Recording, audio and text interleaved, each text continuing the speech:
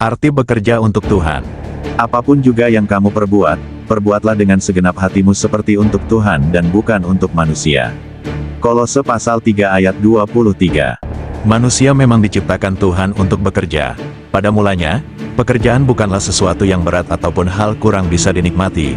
Manusia tidak diciptakan untuk menjadi budak pekerjaan atau orang lain, sebaliknya untuk menjadi penguasa bumi, sebagai wakil Tuhan. Allah memberkati mereka, lalu Allah berfirman kepada mereka, beranak cuculah dan bertambah banyak, penuhilah bumi dan taklukkanlah itu, berkuasalah atas ikan-ikan di laut dan burung-burung di udara dan atas segala binatang yang merayap di bumi.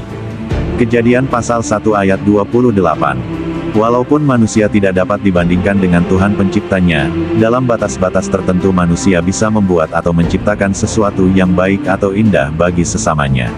Itu memang tugas yang diberikan Tuhan kepada manusia sejak mulanya, untuk mengatur isi bumi ini sebagai utusannya. Manusia, berbeda dengan makhluk lainnya, memang diberinya kemampuan untuk melakukan apa yang perlu untuk jalannya kehidupan di bumi.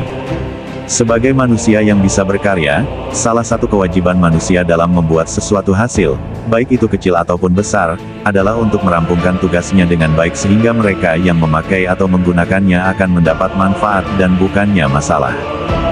Apapun peranan kita dalam hidup sehari-hari, kita harus bisa menjadi orang yang berguna untuk orang lain. Ini, jika dilihat dari sudut pandangan kekristenan, adalah sesuatu yang seharusnya karena Tuhan yang menciptakan manusia juga mempunyai prinsip yang sama. Jika Ia bekerja sampai tuntas. Jika Ia menciptakan segala sesuatu sampai selesai dan berfungsi dengan baik. Maka Allah melihat segala yang dijadikannya itu sungguh amat baik. Jadilah petang dan jadilah pagi, itulah hari ke-6. Kejadian pasal 1 ayat 31. Orang Kristen yang sadar bahwa Tuhan menciptakan manusia untuk memuliakan Sang Pencipta tentu mengerti bahwa apapun yang mereka kerjakan, haruslah membawa kebaikan, seperti Tuhan yang sudah menciptakan segala sesuatu sehingga terlihat sangat baik dan berfungsi dengan sempurna. Dalam hal ini, pria maupun wanita yang mengurus rumah tangga sudah tentu adalah contoh pekerja yang baik, yang membawa kebahagiaan bagi pasangan dan anak-anak mereka. Dalam kenyataannya, banyak manusia yang bekerja hanya untuk uang, sebagai keharusan, atau demi keuntungan dan kemasyhuran diri sendiri. Mereka seringkali bekerja secara asal-asalan dan tanpa memikirkan risiko untuk dirinya dan orang yang di sekitarnya, dan karena itu bisa mendatangkan kekacauan dan penderitaan bagi orang lain. Manusia juga sering merasa malang karena harus bekerja keras untuk mencari sesuap nasi, dan bekerja demi kesejahteraan orang lain. Tetapi, Alkitab justru menyatakan bahwa bekerja dalam bentuk apapun adalah mandat yang datang dari Tuhan. Orang yang mencuri, janganlah ia mencuri lagi, tetapi baiklah ia bekerja keras dan melakukan pekerjaan yang baik dengan tangannya sendiri, supaya ia dapat membagikan sesuatu kepada orang yang berkekurangan. Efesus pasal 4 ayat 28. Sebab, juga waktu kami berada di antara kamu, kami memberi peringatan ini kepada kamu, jika seorang tidak mau bekerja, janganlah ia makan.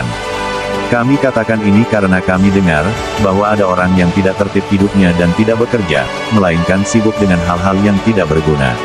Orang-orang yang demikian kami peringati dan nasihati dalam Tuhan Yesus Kristus, supaya mereka tetap tenang melakukan pekerjaannya dan dengan demikian makan makanannya sendiri. 2 Tesalonika pasal 3 ayat 10-12. Umat Kristen didesak untuk saling mengasihi melalui panggilan mereka, yang mencakup upaya membantu memenuhi kebutuhan orang lain dan bahkan melayani orang-orang yang bekerja bersama mereka. Efesus pasal 4 ayat 28. Namun bukan hanya itu yang harus kita lakukan dalam panggilan kita, selain mengasihi orang lain melalui pekerjaan kita juga harus bekerja keras dalam panggilan kita. 2 Tesalonika pasal 3 ayat 10-12. Paulus mengkritik mereka yang bermalas-malasan dan tidak sibuk bekerja. Mengingat desakannya untuk bekerja demi kebaikan orang lain, tidak sulit untuk melihat mengapa dia tidak senang dengan mereka yang tidak bekerja dengan rajin. Gagal bekerja dengan tekun dalam tugas yang diberikan kepada kita adalah tindakan yang tidak menimbulkan kasih sayang bagi rekan kerja kita. Karena hal itu memaksa mereka untuk mengambil alih tugas tersebut. Lebih jauh lagi, kegagalan untuk bekerja keras adalah kegagalan untuk mengasihi bawahan dan pemimpin kita. Kita juga melayani mereka dalam pekerjaan kita, dan kita tidak mencintai dan melayani mereka dengan baik dengan upaya yang sesedikit mungkin atau dengan membuang-buang waktu.